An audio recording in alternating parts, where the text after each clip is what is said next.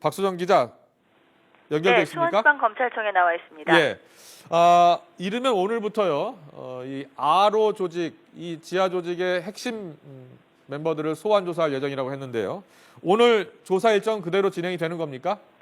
그렇지 않습니다. 일정이 미뤄질 것으로 보입니다. 내일까지는 소환 조사가 없을 것으로 보입니다. 국정원은 앞서 오늘 오후 2시에 김근래 통합진보당 경기도당 부위원장을 불러 조사할 것이라고 밝혔는데요. 김근래 부위원장이 변호인단을 통해 연기를 요청해 와서 일정이 변경될 것으로 보입니다. 김 부위원장은 지난달 30일에도 소환 조사가 예정돼 있었지만 이미 한 차례 연기한 상황입니다.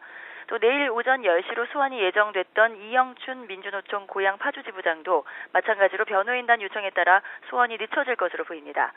김홍렬 통진당 경기도당 위원장 등 나머지 소환 대상자들의 일정도 아직 확정되지 않았습니다. 이와 함께 국정원과 검찰은 홍성규 통합진보당 대변인 등 3명을 추가로 출국 금지한 것으로 알려졌습니다. 국정원은 홍 대변인도 역시 마찬가지로 아로의 조직원인 것으로 파악하고 있습니다. 이와 함께 통진당 김재현, 김미 의원까지도 수사 범위가 넓혀질 것으로 보입니다.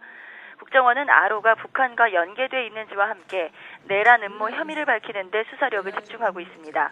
특히 북한과 연계된 자금줄이 있는지 밝혀내기 위해 압수수색 대상자와 출국 금지자 등 14명의 이메일과 금융 계좌를 추적하고 있습니다. 앞서 구속된 이상호 경기 진보연대 고문을 포함한 3명은 하루 8시간가량 조사를 받고 있는 것으로 전해졌습니다. 대부분 진술은 거부하고 있고 특히 이 고문은 체포됐던 지난달 28일부터 지금까지 단식을 하고 있는 것으로 전해졌습니다. 오늘 오후에 이 체포 동의안이 국회에서 통과가 되면요. 그 다음 절차는 이제 검찰로 넘어가게 될 텐데요. 영장 실질 심사 절차 어떻게 진행됩니까?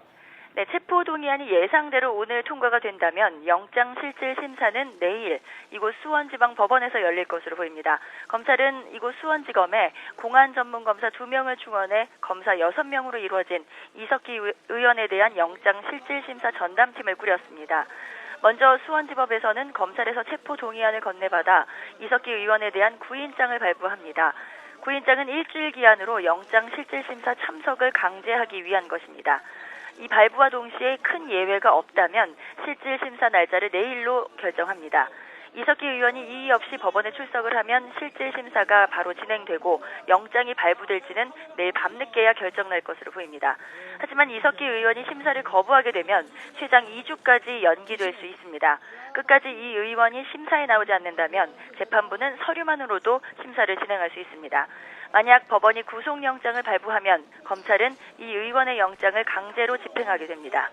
지금까지 수원지방검찰청에서 YTN 박소정입니다.